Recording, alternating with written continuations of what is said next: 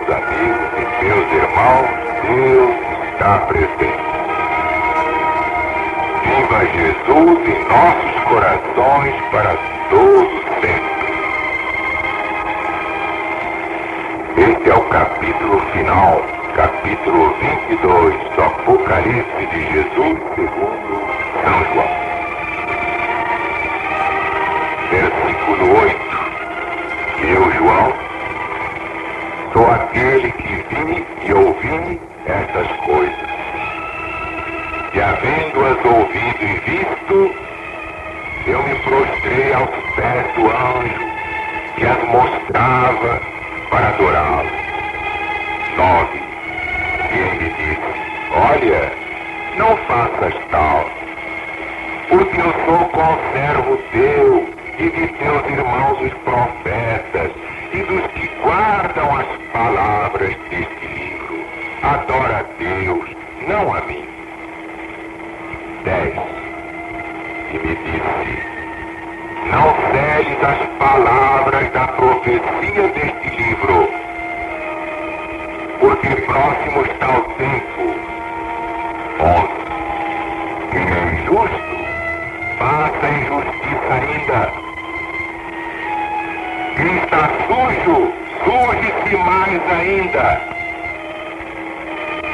Quem pratica justiça, pratique justiça mais ainda. Quem é santo, santifique-se mais ainda. 12. Eis que eu venho logo, meu galardão está comigo para dar a cada um segundo as suas obras. Sobre o versículo 9, já dissemos o que devíamos dizer no versículo 10 do capítulo 19. Adorar só a Deus. A homem nenhum, só a Jesus abaixo de Deus, porque Jesus foi o único representante de Deus na face da terra. Nunca houve outro. Ninguém é representante de Deus na face da terra, senão este, Jesus, o Cristo. No versículo 10 é dito a João que não fere as palavras da profecia deste livro. A teologia popular dos nossos dias diz que o livro está selado. Uma de duas coisas se segue daqui: ou São João desobedeceu às suas instruções, ou a teologia já referida está cumprindo a profecia de Isaías no capítulo 29, 10 a 14. O versículo 11 prova que termina a aprovação, que os casos de todos estão inalteravelmente fixados antes da volta do Cristo de Deus. Porque logo no versículo seguinte diz Jesus: eis que venho logo, venho cedo, venho breve, já estou vindo. E é por isso que estamos dando o Apocalipse por ordem dele. Importa que muita gente não acredite, porque não acreditaram com ele pessoalmente a dizer essas coisas. Mas os que são dele acreditam. As boas ovelhas conhecem o pastor pela voz. O galardão do Cristo está com ele para dar a cada um segundo as próprias obras. E todos os ímpios, aqueles que não conhecem Deus, os pagãos empedernidos, os materialistas ateus, os que não obedecem à lei divina, os pecadores dos países cristãos, como está em São Paulo, na segunda aos Tessalonicenses, capítulo 1, versículo 8, serão visitados com repentina destruição por aquele que então vem como labareda de fogo para tomar vingança dos inimigos do Evangelho. 13. Eu sou o Alfa e o Ômega, o princípio e o fim, o primeiro e o derradeiro. 14. Bem Bem-aventurados aqueles que lavam suas vestes no sangue do Cordeiro de Deus, para que tenham direito à árvore da vida e possam entrar na cidade pelas portas.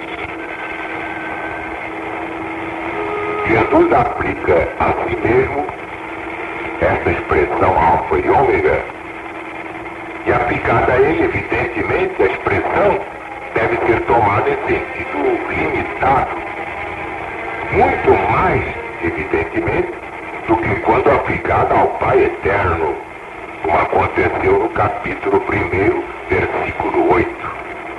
O Cristo é o alfa e o ômega, o princípio e o fim do grande plano da salvação neste planeta Terra. Aí está a diferença. O versículo 14, como já notamos, apresenta a linguagem do Cristo. Os mandamentos de que ele fala são os de seu Pai. Ele os concentrou, os sintetizou num mandamento só, o novo mandamento. Um novo mandamento eu vos dou: amai-vos uns aos outros como eu vos amei. Ora, quem cumpre o novo mandamento, quem o pratica como Jesus o praticou, cumpre facilmente os 10 mandamentos dados a Moisés no Sinai. O novo mandamento substitui tranquilamente o decálogo, porque é o amor elevado ao infinito, ao próprio Deus. 15. Ficarão de fora os cães, e os feiticeiros, e os que se prostituem, e os homicidas, e os idólatras, e qualquer daqueles que amam e cometem a mentira. Cão, na Bíblia, é símbolo de homem sem vergonha, impudente, descarado, homem sem dignidade, homem sem moral, homem porco. Quem desejaria ser deixado na companhia dessa gente fora da cidade? Isto é, cidade celestial. Todavia, quantos serão condenados como idólatras? Quantos como aqueles que cometem a mentira? Quantos mais como aqueles que a amam e amam que ela circule depois de ter sido fabricada? Quantas religiões estão a serviço apenas da mentira, da falsificação da palavra de Deus? 16. Eu, Jesus, enviei meu anjo para vos testificar estas coisas nas igrejas. Eu sou a raiz e a geração de Davi, a resplandecente estrela da manhã. Jesus testifica estas coisas nas igrejas, mostrando que todo o livro do Apocalipse é dado às 7 igrejas, o que constitui outra prova evidente de que as 7 igrejas representam a igreja através de toda a dispensação cristã. Para todo Israel humano, para o Israel chamado humanidade, o Cristo é a geração de Davi. Isto que apareceu na terra na linguagem dos descendentes de Davi. Ele é a raiz de Davi na genealogia humana, enquanto é o grande protótipo de Davi, o autor e consumador de todas as coisas. 17. O Espírito e a esposa dizem: vem. E quem ouve, diga: vem. Quem tem sede, venha. Quem quiser, tome de graça da água da vida. Assim são todos convidados a vir. O amor de Jesus pela humanidade não ficaria satisfeito só em preparar as bênçãos da vida eterna, em lhes abrir o caminho em lhes anunciar que todos os que quiserem poderão vir. Mas ainda envia um convite fervoroso para que venham. Apresenta como um favor feito a ele mesmo se as pessoas se dignarem de vir. A última mensagem de misericórdia, que agora está sendo apresentada, é outra expressão final da divina paciência. Vem é o convite que ela faz. Vem porque todas as coisas estão julgadas. Vem já antes que seja tarde demais. A esposa diz sempre: quem de nós pode resistir ao convite? A palavra da verdade garante que se guardarmos o novo mandamento do Cristo de Deus, teremos direito à árvore da vida, entraremos pelas portas da cidade. Sentiremos que estamos em casa, na casa do Pai Celestial, nas moradas que nos foram preparadas. Reconheceremos a plena verdade das alegres palavras. Bem-aventurados os que são chamados à ceia das bodas do Cordeiro. E quem ouve, diga: vem. Temos ouvido acerca da glória, da beleza, das bênçãos, daquele belo país e dizemos: vem. Temos ouvido acerca do rio, com as suas verdejantes margens, da árvore com as suas curativas folhas, dos caramajões que florescem no paraíso de Deus, e dizemos: vem, irmão. E quem quiser, tome de graça da água da vida. 18. Porque eu testifico a todo aquele que ouvir as palavras da profecia deste livro, que se alguém lhes acrescentar alguma coisa, Deus fará vir sobre ele as pragas que estão escritas neste livro. 19. E se alguém tirar quaisquer palavras do livro desta profecia, Deus tirará sua parte da árvore da vida e da cidade santa que estão escritas neste livro. Isto é muito importante. Claro que a interpretação tem que ser toda espiritual. Quem ensinar errado está tirando ou acrescentando coisas da doutrina legítima do chefe planetário e por isso já está condenado. Ai do pastor que abandona as suas ovelhas. Pastor covarde é esse. É o que deixa as suas ovelhas na ignorância da verdade. E esses pastores já estão todos condenados diante da lei de Deus. E aquele que testifica estas coisas diz: certamente venho logo. Amém. Ora vem, Senhor Jesus. 21. A graça de nosso Senhor Jesus Cristo seja com todos vós. Amém. Aqui está, meus amigos e meus irmãos, como a palavra de Deus é dada para nos instruir relativamente ao plano da nossa segurança, da nossa salvação. Não é o que você deseja para seus filhinhos, para suas filhas, para sua mulher, para sua mãezinha, para o seu pai? O que é que você deseja mais na vida senão a felicidade daqueles que você ama? Ou se você deseja a salvação daqueles que não conhecem, quanto mais aqueles que Deus lhe deu, que Deus lhe confiou. Pois bem, a segunda vinda do Cristo deve constituir o auge, o desfecho deste grande plano. Vem, portanto, muito a propósito que o livro termine com esse aviso solene: certamente venho logo. Quem diz é Jesus que não mente. Eu estou voltando. Oxalá nos possamos unir com os corações fervorosos e limpos numa resposta ao apóstolo. Amém. Ora vem, Senhor Jesus.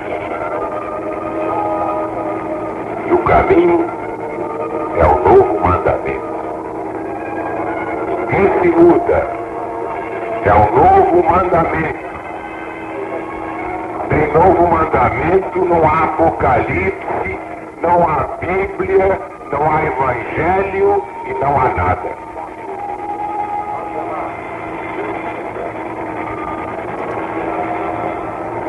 Tem sido até hoje a história da humanidade uma luta triste, repugnante de religiões, cada qual se julgando a verdadeira. Entretanto, nenhuma falou do novo mandamento como devia falar. No princípio era o Verbo. O Verbo estava com Deus e o Verbo era Deus. O mundo foi feito por Ele. Todas as coisas foram feitas por Ele. Nada do que se fez sem Ele. Cristo Jesus. Portanto, somos todos cristãos. Cristãos com diferentes nomes conforme a soma das reencarnações. Porque todos somos iguais perante a lei de Deus e essa igualdade se prova na lei universal da reencarnação.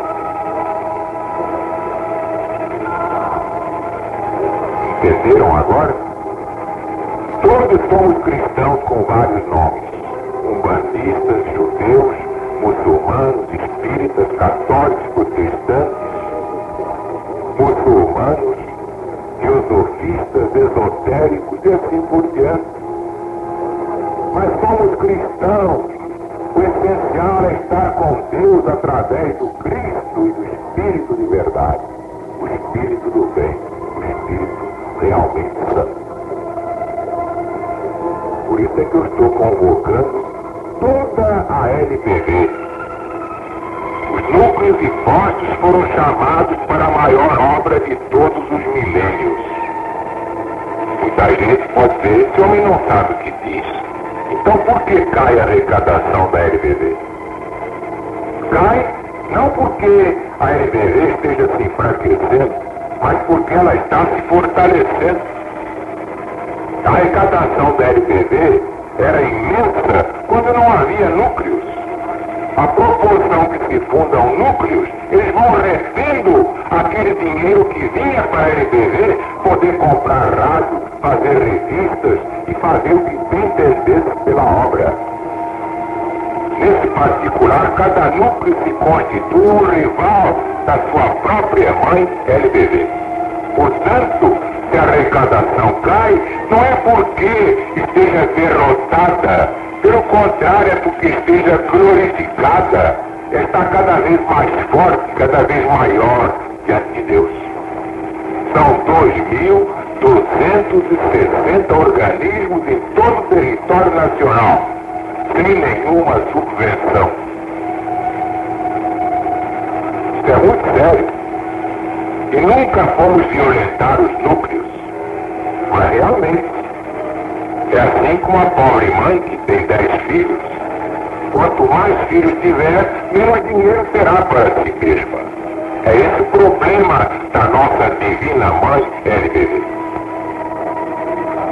A arrecadação baixou porque a LBV cresceu. Não baixou porque ela piorou, porque ela mudou, porque a LBV jamais mudou os seus fundamentos espirituais e estatutários. E agora? E agora? Digam-me aqui, quem jamais teve a coragem de pregar este Apocalipse que hoje chegou ao fim? Na sua primeira explicação. Nessa primeira volta termina hoje o Apocalipse de Jesus segundo São João. Daremos outras. Mas já imaginaram quando eu puder dar a definitiva? Dizendo agora francamente o que vai acontecer ao Brasil? O que é que o Brasil vai se empenhar na batalha do Armagedon, que ninguém vai evitar? Que vai acontecer ao povo brasileiro debaixo do dilúvio de fogo? E outras coisas que só os ignorantes teimam em rejeitar como piada, como coisa secundária e só menos importante? Pois bem, eu darei essa mensagem, porque este é o planejamento divino. E é lamentável que um governo que tenha ministério de planejamento não queira este planejamento de Deus para sua própria segurança e libertação financeira e espiritual, material, total, para a sua felicidade eterna. Meus amigos e meus irmãos, eu me alegro porque consegui fazer uma coisa jamais feita neste país. Desde que comecei a pregar o Apocalipse, passei a ser policiado pela treva, aperreado pela treva, imprensado pela treva. Foi um círculo de ferro, um aperto cada vez maior. Mas isso não evitou que eu chegasse ao fim. Cheguei hoje. Termina aqui esta primeira explicação, a preparatória do Apocalipse de Jesus segundo São João. Em verdade lhes digo que voltarei tantas vezes quantas se façam necessárias, até que um dia eu possa dizer: esta é a explicação definitiva e total do livro que Jesus reservou para complemento do seu Evangelho unificado. Porque o futuro pertence às nações que souberem Apocalipse. E a que souber mais o Apocalipse governará todas as nações. Se, por exemplo, esta nação for o Brasil, governará Estados Unidos, governará Rússia, Inglaterra, França, Alemanha, Itália e tudo mais. Só não entende isso quem nasceu débil mental. Quem continua débil mental, quem vai morrer débil mental. Mas isso entende até um soldadinho de Deus. Uma criança que sabe que todo poder vem do alto e todo poder verdadeiro reside nas mãos do divino chefe planetário, Jesus, o Cristo. Que a paz de Deus esteja com todos, agora e sempre. E viva Jesus!